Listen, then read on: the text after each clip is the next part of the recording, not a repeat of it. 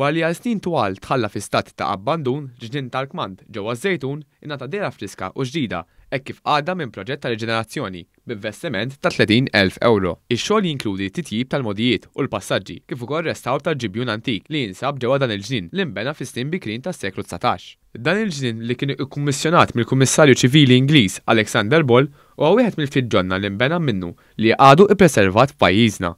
Is-sindku taż-Żejtun, Dor Isabella, spjegat kif tħawlu madwar 800 siġġa warbuxella bil-għan li jkompli jitkabbar u jiġi restawrat l-abitat naturali ambjentali tal-lokalità. Qabel spjegat li parti mill-ġnien ġie allokat għal naħħal li se jkun qed joħsib biex idakkar in-naħla Maltija bil-għan li jsaħħar il-preżenza tan-naħla Maltija.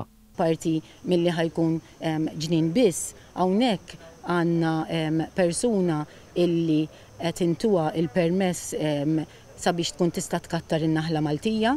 Għandha kamra konna firmajna ftehim magħha sa mill-2016. Fil-waqt li faħret ix-xogħol stupend tal-ħaddiema fih dan ambjent Malta, is-Sindku Żejtunija sostniet li issa huwa importanti ħafna li dan il-proġett jiġi apprezzat u jinżamm fi stat tajjeb minn min jiffrekwenzah u jużahom.